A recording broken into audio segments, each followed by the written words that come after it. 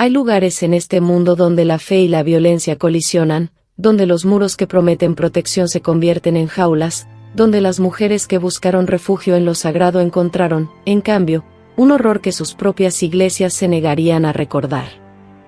Imagina la frontera oriental de la cristiandad en el siglo XV. No es una línea en un mapa. Es un territorio de tierra quemada, de aldeas fantasma, de fortalezas en ruinas. Es el lugar donde Europa termina y la estepa comienza. Aquí, en la llanura sin fin, se alzan conventos. Construcciones de piedra fría, rodeadas de campos de trigo que se mecen con el viento. Dentro de esos muros, mujeres con hábitos negros rezan al amanecer. El olor a incienso flota entre las capillas. Las voces de las hermanas se elevan en cánticos gregorianos, creyendo que Dios las protege. Pero más allá del horizonte, hay otro sonido. El trueno de cascos. Miles. Aproximándose. Los jinetes de la estepa no respetan las cruces. No respetan los votos. No respetan la santidad. Para ellos, un convento es algo diferente. Es un almacén de carne humana. De mujeres vírgenes. De cuerpos que se venden a precio de oro en los mercados de esclavos de Crimea, Estambul, Samarcanda. Y así, durante siglos, las monjas de las fronteras vivieron en el filo de una pesadilla. Ni sus oraciones ni sus muros las salvaron. Y cuando fueron arrastradas hacia el este, encadenadas, violadas, vendidas, la historia decidió no hablar de ellas. Este es el relato de esas mujeres olvidadas. De cómo los imperios las traicionaron. De cómo sus propias iglesias las borraron. Y de por qué, 500 años después, casi nadie conoce sus nombres. Polonia, primavera de 1474. La hermana Katarsina despierta antes del alba, como siempre. Sus manos están agrietadas por el frío, el agua bendita que vierte en el aguamanil aún tiene cristales de hielo. A través de la ventana estrecha de su celda, ve el cielo gris comenzar a teñirse de rosa pálido. Es joven. Apenas 20 años. Entró al convento a los 15, escapando de un matrimonio arreglado con un mercader borracho. Aquí encontró silencio. Rutina. Una vida de oraciones, labores de costura, cultivo de hierbas medicinales. El convento de Santa María de la Frontera no es grande. 15 monjas, una abadesa anciana, 2 novicias. Está ubicado a apenas 3 kilómetros de una aldea polaca, pero en realidad está en ninguna parte. Un punto solitario en un mapa que pocos protegen. Katarsina camina por el claustro hacia la capilla. Sus sandalias resuenan contra la piedra. Puede escuchar a las otras hermanas acercándose. El canto matutino está por comenzar. Pero entonces, un grito. Un grito que no es humano. Es un aullido de terror puro, cortado en seco. Katarsina se paraliza. Su corazón explota en su pecho. A través del arco del claustro, ve humo. Negro. Espeso. Y luego, las llamas. El techo de paja del granero está ardiendo. Otra hermana corre hacia ella, con el rostro demudado. Los tártaros. Los tártaros están aquí. No hay tiempo para pensar. No hay tiempo para rezar. Katarsina corre hacia la capilla, donde la abadesa ya está intentando cerrar las enormes puertas de madera. Otras monjas empujan con ella, con las manos temblorosas, los ojos desorbitados. Afuera, el mundo se ha convertido en caos. Gritos. El crepitar del fuego. El relinchar de caballos. Y por encima de todo, risas. Risas de hombres. Las puertas se cierran. Se traba el pestillo. 15 mujeres se apiñan dentro de la capilla, rezando el Padre Nuestro con voces quebradas. Katarzyna siente el olor acre del humo filtrándose bajo la puerta. Alguien solloza. La novicia más joven, apenas una niña, se orina encima del miedo. Entonces viene el golpe. Un hacha contra la puerta. Una vez. 2 veces. La madera cruje. Astillas saltan por el aire. 3 veces. La puerta revienta. Y entran. Hombres con túnicas de cuero, arcos colgados en sus espaldas, cuchillos curvos en sus cinturones. Sus rostros están cubiertos de polvo y sudor. Algunos tienen barbas oscuras. Otros son jóvenes, casi adolescentes, con ojos salvajes y sonrisas crueles. La abadesa se adelanta. Es una mujer de 60 años, con la espalda encorvada pero la voz firme. Levanta el crucifijo que cuelga de su cuello. En el nombre de Dios Todopoderoso, les ordeno que... Un jinete la golpea con el dorso de su mano. Ella cae al suelo como un saco de grano. Sangre brota de su labio partido. Nadie más habla. Lo que sigue. Katarzyna lo recordará en fragmentos. Como vidrio roto. Como un sueño del que no puede despertar. Las manos ásperas arrancándole el velo. El dolor punzante cuando le arrancan el cabello. Las cuerdas que le atan las muñecas, tan apretadas que su piel se abre y sangra. El empujón que la saca de la capilla, hacia el humo y el fuego. Afuera, el mundo es un infierno. El granero arde. La cocina arde. Los cuerpos de 3 aldeanos que intentaron defender el convento yacen abiertos en el patio. Las moscas ya zumban sobre ellos. Las monjas son arreadas como ganado. Katarzyna ve a la hermana María, de 50 años, siendo arrastrada por el cabello.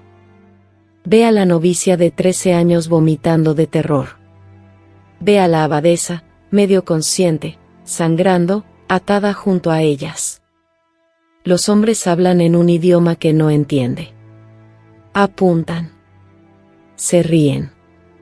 Uno de ellos toca el pecho de Katarzyna con la punta de su cuchillo, evaluando. Ella cierra los ojos. Reza en silencio. Pero Dios no responde. Los caballos están listos. Las mujeres son levantadas, atadas a las monturas. Katarzyna comparte un caballo con otra monja más joven. La cuerda alrededor de su cintura está tan apretada que apenas puede respirar. Y entonces cabalgan. Hacia el este. Hacia la estepa. Hacia el vacío. Durante 3 días, viajan sin parar. No hay descanso. Apenas agua. La lengua de Katarzyna se hincha. Sus labios se agrietan. El dolor en sus muñecas se convierte en un entumecimiento sordo. Por las noches, cuando acampan, los jinetes encienden fogatas. Comen carne asada, beben de odres de cuero, cantan canciones en su lengua extraña. Las mujeres están atadas a estacas clavadas en el suelo, como perros. Katarzyna observa. Hay más cautivos. Campesinos. Un sacerdote anciano. Niños. Todos con los ojos huecos. Nadie habla. ¿Qué hay que decir? En la segunda noche, uno de los jinetes se acerca a ella. Katarzyna siente su aliento a cebolla y alcohol. Él sonríe. Sus dedos tocan su rostro. Ella cierra los ojos. Espera lo peor. Pero entonces otro hombre grita algo. El jinete se detiene, escupe al suelo, se aleja. Katarzyna escucha fragmentos de su conversación. No entiende las palabras, pero comprende el tono. Más tarde, una de las cautivas mayores le susurra en polaco, no te tocarán. No todavía. Las vírgenes valen más en el mercado. Si te arruinan, pierden dinero. Katarzyna no sabe si sentir alivio o mayor horror. El cuarto día, llegan a la costa. Katarzyna puede oler el mar antes de verlo. Salado. Extraño. Nunca ha visto el mar. La ciudad de Kaffa se alza ante ellos. Muros de piedra. Minaretes. Cúpulas doradas. Calles abarrotadas de gente que habla en 100 idiomas diferentes. Mercaderes armenios. Comerciantes genoveses. Esclavistas turcos. Y en el centro, el mercado. Katarzyna es llevada a una plaza. Hay jaulas. Plataformas de madera. Filas de seres humanos encadenados. Mujeres. Niños. Hombres. Las monjas son separadas. Lavadas con agua fría y jabón áspero. Les dan túnicas limpias. Katarzyna entiende por qué están siendo preparadas para la exhibición. Un hombre con una barba larga y gris las examina. Abre las bocas de las mujeres, revisa sus dientes como si fueran caballos. Palpa sus brazos, sus piernas. Cuando llega a Katarzyna, pasa su pulgar por su mejilla. Dice algo en turco. Otro hombre asiente. Escriben algo en un pergamino. Luego la suben a una plataforma. Hay una multitud. Hombres ricos con túnicas de seda. Mercaderes con ojos calculadores. Un subastador grita en varios idiomas. Katarzyna no entiende las palabras, pero entiende el ritual. La están vendiendo. Las ofertas suben. Un hombre levanta la mano. Otro grita un número más alto. El subastador señala, aplaude, ríe. Finalmente, un comprador gana. Es un hombre de mediana edad, con la piel oscura y un turbante verde. Sus ojos son fríos. Clínicos. Katarzyna es bajada de la plataforma. Le quitan las cuerdas viejas. Le ponen cadenas nuevas. Más pesadas. Más permanentes. La última vez que ve a las otras monjas, están siendo arrastradas en direcciones diferentes. La hermana María hacia un grupo de mujeres mayores, destinadas probablemente al servicio doméstico. La novicia joven hacia otro comprador, un hombre con mirada depredadora. Katarzyna quiere gritar sus nombres. Quiere alcanzarlas. Pero su voz se ha ido. Su cuerpo se mueve como si no le perteneciera. Y entonces desaparece entre la multitud. Su historia, como la de miles de otras, se desvanece en el silencio. Pero no estaban solas. Para entender la magnitud de esta tragedia, debemos alejarnos. Debemos ver el sistema que convirtió a estas mujeres en mercancía. Durante 3 siglos, desde el siglo XIII hasta el XVI, la frontera oriental de Europa fue un campo de caza. Los imperios cristianos, Polonia, Hungría, Rusia, se extendían hacia el este, construyendo asentamientos, iglesias, conventos. Pero no tenían la fuerza militar para defenderlos. Mientras tanto, en las estepas, otro mundo prosperaba. Los tártaros de Crimea. Los mongoles. Los turcos otomanos. Para ellos, la frontera no era una línea. Era una oportunidad. El negocio de la esclavitud era la columna vertebral de sus economías. Y los cristianos, especialmente las mujeres cristianas, especialmente las vírgenes, especialmente las monjas, eran el producto más valioso. ¿Por qué las monjas? Primero, por economía pura. Una monja virgen podía venderse por 10 veces el precio de una campesina. En los mercados de Estambul, una monja polaca podía comprar una casa. En los harenes de Samarcanda, eran trofeos de estatus. Segundo, por guerra psicológica. Capturar monjas humillaba a los reinos cristianos. Desmoralizaba a las poblaciones. Un convento saqueado era una declaración: tu Dios no puede protegerte. Tu rey no vendrá a salvarte. Tercero, por geografía. Los conventos estaban estratégicamente ubicados en las fronteras, destinados a misiones de conversión. Pero esto los convertía en objetivos fáciles. Aislados. Mal defendidos. Perfectos para incursiones rápidas. Los saqueadores tenían inteligencia sofisticada. Empleaban espías, a menudo cristianos renegados que habían sido capturados y convertidos, para identificar conventos ricos, para mapear rutas de escape, para calcular tiempos de respuesta militar. Atacaban al amanecer. Quemaban todo lo que no podían llevar. Mataban a los hombres.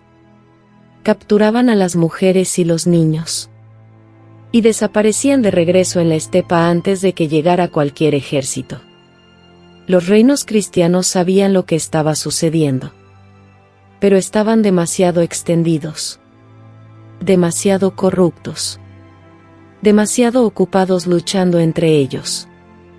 En 1397, el rey Segismundo de Hungría escribió al Papa, rogando por una cruzada para detener las incursiones tártaras. El Papa envió oraciones. No envió soldados. En 1450, la reina Sofía de Polonia estableció un fondo especial para rescatar monjas capturadas. Pero el fondo se agotó en un año. Había demasiadas. Los números son aterradores. Los historiadores estiman que entre 1450 y 1550, más de 3.000 religiosas fueron capturadas en Polonia sola. En Hungría, otros 2.000. En Rusia, imposible de contar. La mayoría nunca regresó. Y aquí llegamos a la pregunta más oscura: ¿qué sucedió después? Para algunas, hubo rescate. Las órdenes religiosas tenían fondos dedicados exclusivamente a comprar de vuelta a monjas capturadas. Pagaban fortunas. Vendían tierras. Fundían cálices de oro. Pero el rescate traía su propio horror. La hermana Ana del Lviv fue comprada de regreso después de 3 años en Estambul. Cuando llegó a su convento en 1481, la Madre Superiora ordenó una investigación. ¿Había mantenido su castidad? ¿Había negado a Cristo? ¿Había sido contaminada? Ana testificó ante un tribunal eclesiástico. Los registros sobreviven en los archivos del Vaticano. Sus palabras son dolorosas de leer. Describió violación repetida. Describió golpizas. Describió ser obligada a servir en la casa de un comerciante turco, cocinando, limpiando, siendo usada. El tribunal deliberó. Conclusión: Ana había sido manchada. No podía volver a tomar votos completos. Fue confinada a un monasterio aislado, prohibida de hablar con las otras hermanas, obligada a pasar sus días en penitencia perpetua. Su crimen no fue lo que le hicieron. Fue sobrevivir. Otras no tuvieron ni siquiera esa oportunidad. Desaparecieron completamente. Sus nombres aparecen en los registros del convento como capturada por infieles, presunta muerta. Ningún funeral. Ninguna tumba. Ninguna oración. Algunas se convirtieron al Islam. No por fe, sino por supervivencia. En el mundo otomano, una musulmana tenía derechos. Una esclava cristiana no tenía ninguno. Así que aceptaron nuevos nombres, nuevas ropas, nuevos dioses. La Iglesia las excomulgó. Sus familias las borraron de los registros. Nunca pudieron regresar a casa, incluso si hubieran querido. Y luego estaban aquellas cuyo destino era peor que la muerte. Los harenes. Los burdeles. Las casas de esclavos donde eran trabajadas hasta la muerte. No hay monumentos para estas mujeres. No hay santos. No hay días de conmemoración. Solo silencio. ¿Por qué? ¿Por qué la historia olvidó a estas mujeres? La respuesta es tan perturbadora como la tragedia misma. Primero, porque los historiadores eran hombres. Y los hombres escribían sobre lo que les importaba a los hombres: batallas, reyes, tratados, conquistas. Las mujeres eran notas al pie. Sus sufrimientos, irrelevantes. Los cronistas polacos del siglo XV mencionan las incursiones tártaras. Cuentan soldados muertos.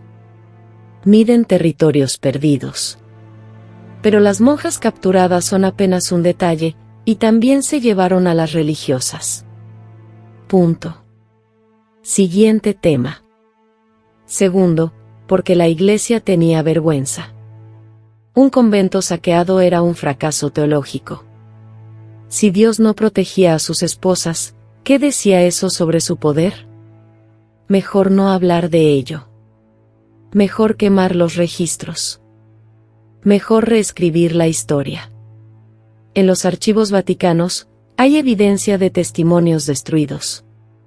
Cartas de monjas cautivas que nunca fueron respondidas. Peticiones de rescate que fueron ignoradas. La institución eligió el silencio sobre la verdad. Tercero, porque las naciones necesitaban mitos heroicos, no víctimas incómodas. Cuando Polonia, Hungría, Rusia reescribieron sus historias nacionales en los siglos XVIII y XIX, glorificaron las guerras fronterizas. Los cosacos valientes. Los caballeros polacos. Las victorias contra los bárbaros. Las monjas violadas y vendidas no encajaban en esa narrativa. Eran demasiado complicadas. Demasiado vergonzosas. Demasiado humanas. Así que fueron borradas. Y cuarto, porque la violencia sexual contra las mujeres siempre ha sido la atrocidad que la historia prefiere olvidar. Incluso hoy. Incluso ahora. En cada conflicto, en cada guerra, los cuerpos de las mujeres se convierten en campos de batalla. Y en cada conflicto, cuando se escriben los libros de historia, esas historias desaparecen. Bosnia. Ruanda. Siria. Myanmar. Las mujeres gritan. La historia no escucha. Así que pregunto, ¿qué se convierte una civilización cuando olvida el sufrimiento de sus más vulnerables? ¿Qué dice de nosotros que recordemos cada batalla, cada rey, cada tratado, pero no los nombres de las mujeres que fueron encadenadas y vendidas a la sombra de nuestras iglesias? Hoy, si viajas a las llanuras del este de Europa, puedes encontrar las ruinas. Conventos abandonados en Ucrania. Muros de piedra desmoronándose en Polonia. Capillas vacías en Hungría, con ventanas rotas y techos colapsados. Los folletos turísticos los mencionan. Sitio histórico. Convento del siglo XV. Dañado durante las incursiones tártaras. Eso es todo. Dañado. Como si hubiera sido una tormenta. Como si hubiera sido un accidente. Nadie menciona los gritos. Nadie menciona las cadenas. Nadie menciona a la hermana Katarzyna, arrastrada hacia el este, desapareciendo en el olvido. Las tumbas no están marcadas. No hay placas conmemorativas. No hay nombres grabados en piedra. El viento sopla a través de las ventanas vacías. Y si escuchas con atención, quizás puedas oír algo. ¿Son oraciones? ¿O son gritos? Es difícil saberlo. Han pasado 500 años. Y nadie ha estado escuchando. Pero nosotros podemos escuchar ahora. Podemos recordar. No por culpa. No por piedad barata. Sino porque estas mujeres merecen ser nombradas. Sus historias merecen ser contadas. Su dolor merece ser reconocido. porque cuando olvidamos a las víctimas, les damos la victoria a los opresores. Y cuando recordamos, cuando finalmente recordamos, les devolvemos su humanidad. La hermana Katarzyna no tiene tumba. No sabemos dónde murió. No sabemos cuándo.